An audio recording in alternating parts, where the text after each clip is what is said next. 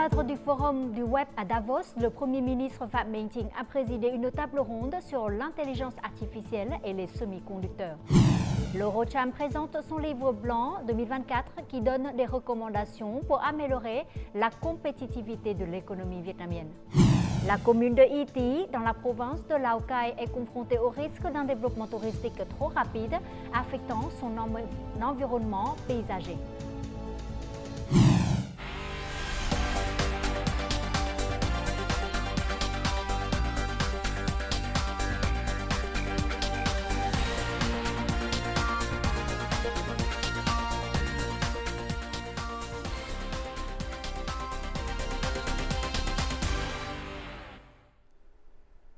Mesdames et messieurs, bonjour, bienvenue au journal francophone. Le Premier ministre Phạm Minh Chính est arrivé ce mardi à Zurich, en Suisse, pour prendre part au 54e Forum économique mondial de Davos. Il s'agit du plus grand forum du web depuis la pandémie de Covid-19, avec la participation de près de 100 hauts dirigeants de pays et d'organisations internationales et d'environ 3000 dirigeants d'entreprises mondiales. La participation du Premier ministre vietnamien au Forum de Davos 2024 vise à présenter au monde les atouts économiques du Vietnam, tout en renforçant les liens avec les membres du web, notamment en matière de coopération financière et bancaire avec la Suisse.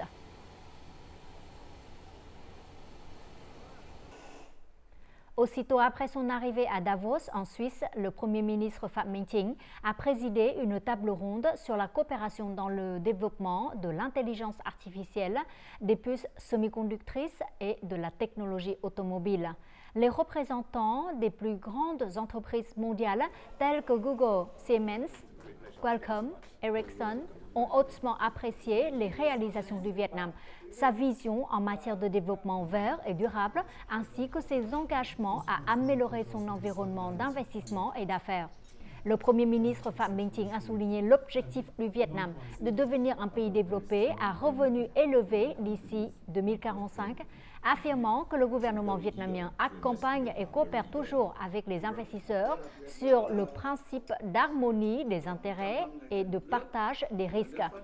Le Premier ministre a déclaré que le Vietnam continuerait à mettre en œuvre efficacement la stratégie nationale sur l'intelligence artificielle en se concentrant sur le développement de voitures électriques à faible émission. Concernant l'industrie des semi-conducteurs, l'accent sera mis parallèlement sur 3 étapes de la chaîne de valeur, à savoir la conception, la fabrication et le conditionnement des semi-conducteurs.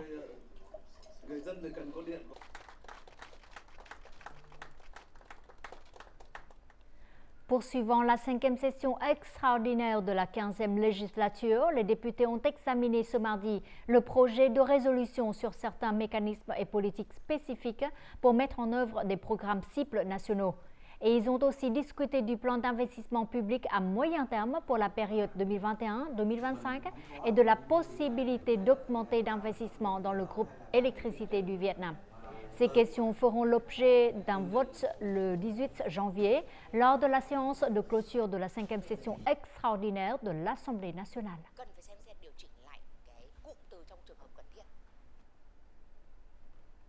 L'Association des entreprises européennes au Vietnam, Eurocham, a présenté ce mardi à Hanoï son 15e livre blanc intitulé « Stimuler les investissements pour une économie verte et durable ».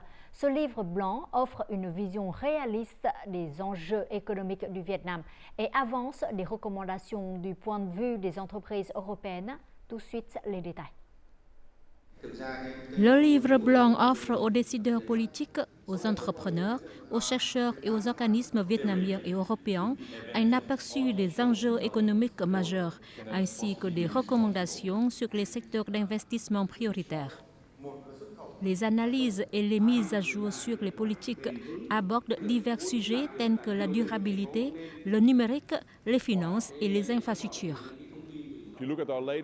Le dernier indice de confiance des entreprises européennes au Vietnam, BCI, montre une tendance à la hausse de la confiance des entreprises européennes au Vietnam. Nous sommes optimistes quant à la croissance économique du Vietnam en 2024. Les perspectives pour le second semestre sont très positives. Cependant, selon le livre blanc de 2024, Les entreprises européennes s'attendent à davantage d'efforts du Vietnam pour faciliter encore l'environnement des investissements et des affaires. Il existe encore des barrières et des obstacles dans certains domaines. Par conséquent, le livre blanc fournit des recommandations pour améliorer l'environnement des affaires et favoriser les activités commerciales non seulement pour les entreprises européennes, mais aussi pour soutenir la croissance de l'économie nationale et améliorer l'attractivité du Vietnam vis-à-vis des investisseurs étrangers. Le livre blanc donne également des recommandations pour que l'économie vietnamienne soit plus respectueuse de l'environnement et plus durable. Nous recommandons au Vietnam de simplifier encore les procédures et réglementations. Il est important de collaborer en vue de simplifier les contrats d'achat et d'investissement dans les énergies propres. En outre, il faut avoir des réglementations efficaces pour faciliter et maintenir la croissance des énergies vertes afin de maximiser le potentiel du Vietnam. Actuellement, le Vietnam se classe parmi les 16 premiers partenaires commerciaux dans le monde. L'Union européenne est également un grand partenaire du Vietnam. Les recommandations présentées dans le livre blanc contribueront à mettre en avant le potentiel de l'économie vietnamienne.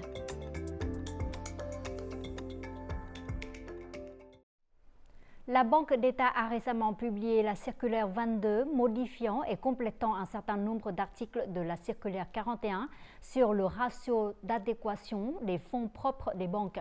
En conséquence, le coefficient de risque des prêts pour l'immobilier industriel sera réduit de 40% par rapport à d'autres formes d'activité immobilière. Et si le coefficient de risque diminue, les banques auront plus de marge de manœuvre pour accorder des prêts. Ceci est considéré comme une solution pour orienter les flux de capitaux vers des domaines prioritaires. Le taux d'occupation moyen atteint 70%. Les prix ont enregistré une hausse de 33% au nord et de 15% au sud, selon un rapport de l'Institut vietnamien de recherche et d'évaluation du marché immobilier. Le segment de l'immobilier industriel reste le point positif du marché. La réduction du taux de risque lors des prêts à des projets immobiliers industriels devrait stimuler ce secteur. Le contenu de la circulaire est cohérent avec la réalité. Par conséquent, le coefficient de risque doit être réduit afin que les banques ainsi que les établissements de crédit puissent être plus audacieux dans leurs prêts à l'immobilier dans les parcs industriels. Outre l'immobilier des parcs industriels, une série d'autres domaines ont également réduit les facteurs de risque, tels que les prêts hypothécaires pour l'achat de logements sociaux, l'achat de maisons dans le cadre de programmes de soutien du gouvernement ou les prêts personnels pour le développement agricole et rural. Selon les experts financiers, les changements apportés par la circulaire 22 aideront les banques à être plus ouvertes aux prêts, en particulier le groupe des banques commerciales. Le niveau de capital des banques commerciales publiques est inférieur à celui du secteur. En fait, la pression sur les capitaux des banques commerciales publiques détient une part de marché importante dans le soutien à l'économie. Selon l'association immobilière de Ho Chi Minh Ville, un point très nouveau dans cette circulaire est l'ajout de réglementation sur le calcul des coefficients de risque des actifs. Les prêts ne dépendront pas uniquement des garanties. Nous devons nous appuyer sur les notations de crédit pour forcer les entreprises à fonctionner plus correctement. Cela aide les entreprises à accéder au crédit selon les normes internationales. La réduction du coefficient de risque aidera les banques à disposer de davantage de capitaux excédentaires à prêter. Et surtout, les flux de capitaux seront orientés vers des domaines prioritaires comme l'agriculture, le logement social et l'immobilier industriel. En 2023, malgré les nombreuses fluctuations de l'économie mondiale, les principaux produits d'exportation du Vietnam, dont le café, ont obtenu des résultats impressionnants. Les exportations de café du Vietnam en 2023 ont atteint un nouveau record de 4,18 milliards de dollars. Cependant, 2024 devrait être une année pleine de défis qui continuera d'affecter les activités d'import et d'export du Vietnam. Ainsi, dès le début de la nouvelle année, de nombreuses entreprises productrices de café ont fait des efforts pour maintenir la dynamique de leurs exportations. Les cafés Robusta et Arabica de cette société sont actuellement présents dans plus de 100 pays. Chaque année, elle exporte environ 80 000 tonnes de café, dont 65% sont destinés au marché européen. Depuis fin 2023, elle a signé des contrats d'exportation vers de nouveaux marchés, contribuant à augmenter son chiffre d'affaires. Actuellement, ses commandes sont pleines jusqu'à la fin du premier trimestre 2024. En 2023, nos ventes ont augmenté d'environ 25%. Nous avons développé de nouveaux marchés comme le Moyen-Orient. Traditionnellement, ce marché consomme du thé, mais aujourd'hui, les jeunes boivent beaucoup de café. Récemment, nous avons également étendu notre système de distribution aux États-Unis. Afin de maintenir la dynamique de croissance des exportations, en 2024, l'Association vietnamienne du café et du cacao s'efforcera d'aider davantage d'entreprises à obtenir des certifications de production biologique. La qualité du café vietnamien s'est améliorée. Les producteurs de café sont passés à l'agriculture biologique. Grâce aux produits de café transformés en profondeur et de bonne qualité, les acheteurs du monde entier aiment le café vietnamien. 2024 sera une année difficile pour les entreprises en raison de nombreuses fluctuations de l'économie mondiale. De plus, la réglementation anti-déforestation de l'Union européenne entrera officiellement en vigueur à la fin de cette année. Ce marché interdira l'importation de produits agricoles cultivés sur des terres provenant de la déforestation et provoquant la dégradation des forêts. Cette réglementation aura un impact significatif sur les entreprises de production et d'exportation de café du Vietnam. Lorsque les réglementations anti-déforestation entreront en vigueur, l'industrie du café vietnamienne devra préparer des documents prouvant que l'origine du café n'est pas produite sur des terres déboisées. Cela signifie que si les entreprises ne sont pas prêtes à respecter les réglementations européennes, les importateurs choisiront d'autres fournisseurs. D'un point de vue positif, cela aidera nos entreprises et nos agriculteurs à être plus conscients des problèmes environnementaux et de l'agriculture durable, aidant ainsi nos grains de café à avoir une meilleure qualité et une plus grande valeur sur le marché mondial.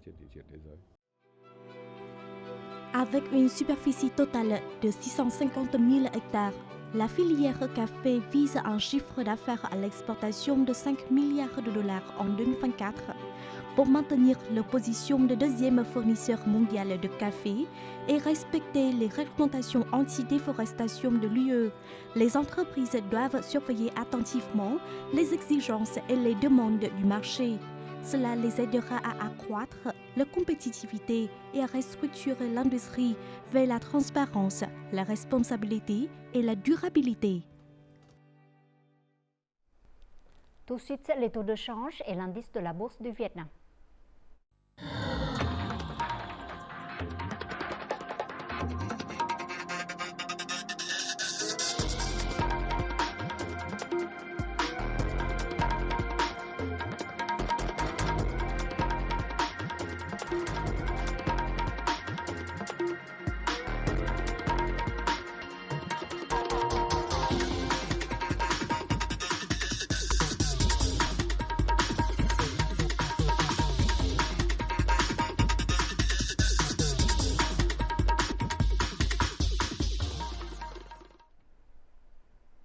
Le tribunal populaire de la province de Dak Lak a ouvert ce mardi le procès en première instance de l'attentat terroriste survenu en juin dernier dans le district de Cu Kun, province de Dak Lak.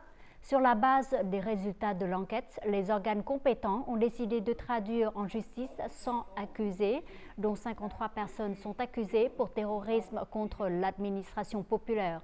45 pour terrorisme, une personne pour organisation pour entrée et sortie illégale et une pour dissimulation de criminels, selon le code pénal.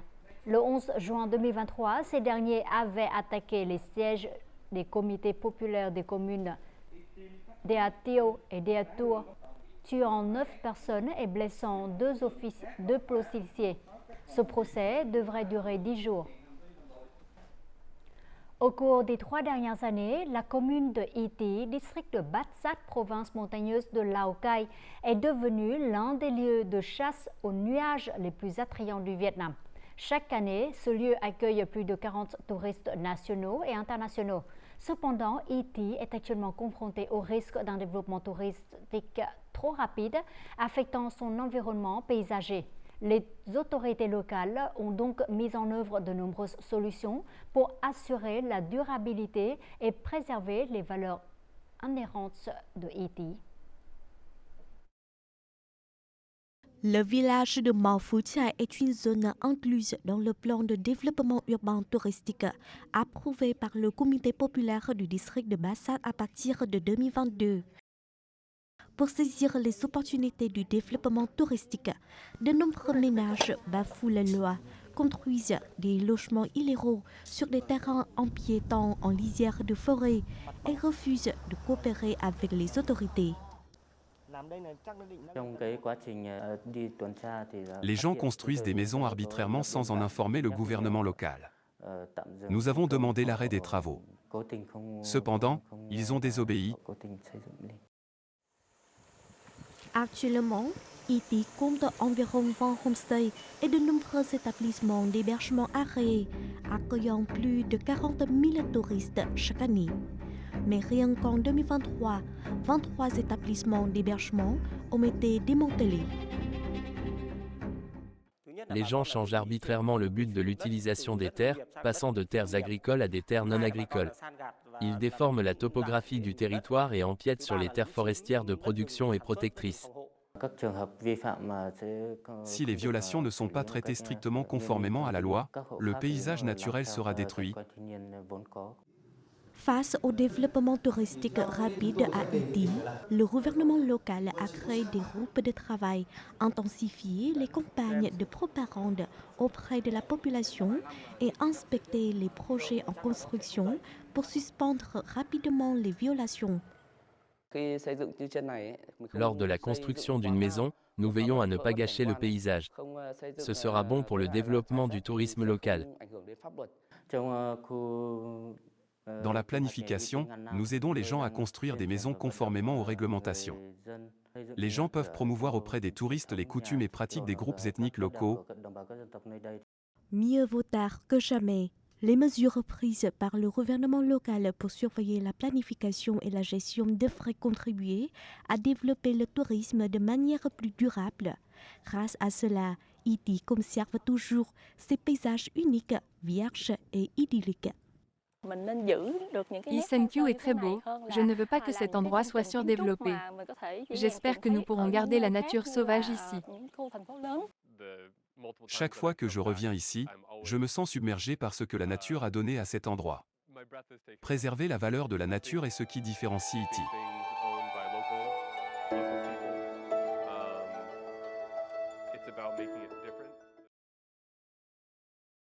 À l'occasion du Nouvel An lunaire qui est très proche, chaque salarié recevra un bon d'une valeur de 300 000 dong pour acheter des marchandises de tête sur plusieurs plateformes de commerce électronique. Cela dans le cadre d'un programme de soutien en faveur des travailleurs lancé aujourd'hui par la Confédération générale du travail du Vietnam. Au total, 210 000 bons seront distribués aux travailleurs, principalement des personnes en situation difficile. Ces derniers pourront bénéficier des réductions de prix allant de 15 à 50%. Ce programme devrait durer jusqu'au 7 février. Le tourisme culturel est identifié comme l'une des industries culturelles clés du Vietnam. Cependant, il n'est pas facile de promouvoir l'identité locale à travers les cadeaux et les souvenirs tout en satisfaisant les goûts variés des touristes nationaux et internationaux. Tout de suite, état des lieux. Situé dans la province de Ninh Bình, le village de Văn Lâm est célèbre depuis plus de 800 ans pour sa broderie. C'est l'un des 77 villages artisanaux de Ninh Bình qui propose une large gamme de produits touristiques. Cependant, ces villages rencontrent souvent de nombreuses difficultés dans la conception et la fabrication des produits. Cela rend le design et le style de leurs souvenirs moins attrayants pour les touristes.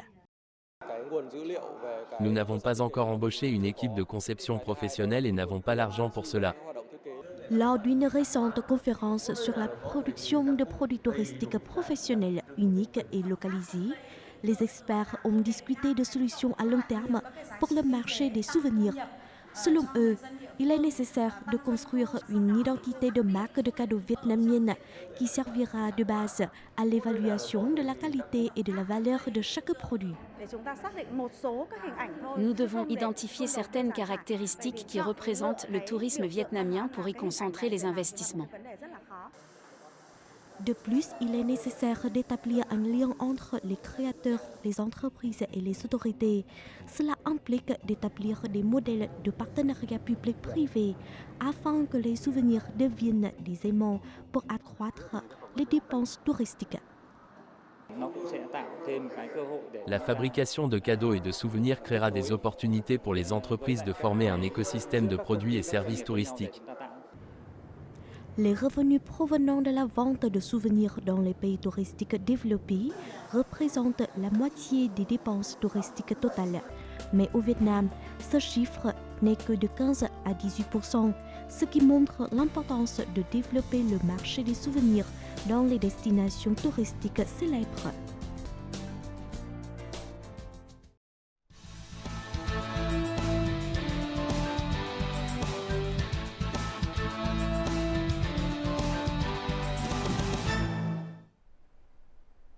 Le Japon est connu pour de nombreux arts martiaux célèbres comme le karaté, le judo, le jujitsu, le kendo, etc.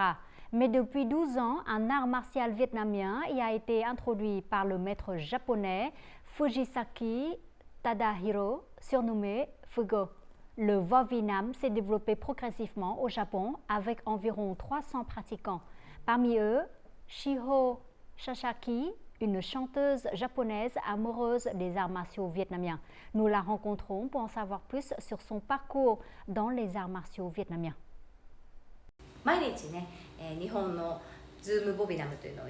Pratiquer les arts martiaux tous les jours, devoir rester debout longtemps et lever les jambes très haut.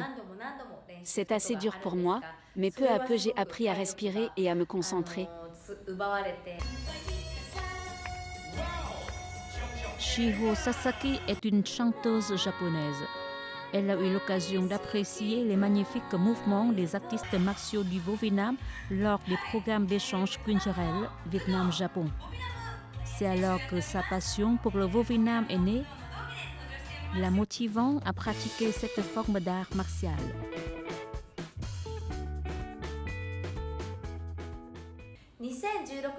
En 2016, j'ai eu l'occasion de rencontrer le maître Fugo lorsque nous avons tous deux assisté au festival japonais de Da Nang. C'est lui qui a amené le Vovinam au Japon et c'est lui qui m'a inspiré et enseigné les premiers exercices du Vovinam. Parce que je n'avais jamais pratiqué aucun art martial auparavant, je n'ai pratiqué le Vovinam que par passion. Et ainsi, petit à petit, je suis tombé amoureux de cet art martial et il est devenu le sport central dans ma vie. La première fois que j'ai vu Shiho danser et chanter sur scène, j'ai pensé que cette fille a un grand potentiel pour apprendre le Vovinam. Sans surprise, chaque fois qu'elle s'entraîne, elle est très concentrée et poursuit sérieusement cet art martial. Après une année d'entraînement intensif, en 2017, Shiho a obtenu la ceinture jaune et est devenue la première représentante japonaise à monter sur le tapis professionnel de niveau mondial du congrès du Vovinam de l'Asie du Sud-Est tenu à Taïwan, Chine. En 2019, lors du 6e championnat du monde au Cambodge, son équipe a remporté la médaille de bronze. Et plus récemment, elle a représenté le Japon au 7e championnat mondial du Vovinam 2023 organisé à Ho Chi Minh Ville.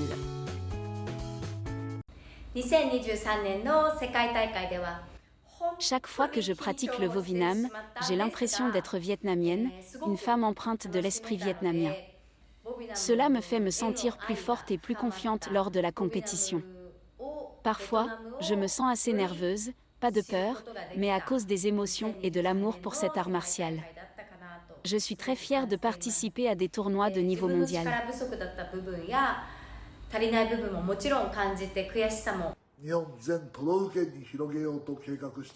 Je ne m'inquiète pas beaucoup quand Shiho participe à une compétition de Vovinam. Elle a un esprit de fer. Lors du récent tournoi mondial à Ho Chi Minh Ville, elle a réalisé une belle performance, avec des coups de poing puissants et décisifs, et le charisme sur son visage était également très impressionnant.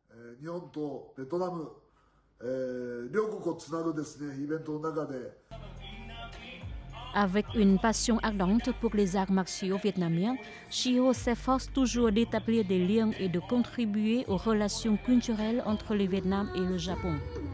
Elle s'est mariée à un Vietnamien et ses performances d'arts martiaux sont désormais indispensables dans les festivals vietnamiens au Japon.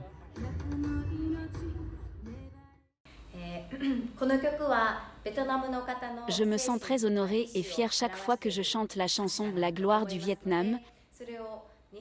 Avec mon mari, je me sens toujours excitée, car cette chanson exprime l'esprit indomptable du peuple vietnamien. C'est génial que les gens me fassent confiance et veuillent que je chante cette chanson pour le public vietnamien en japonais.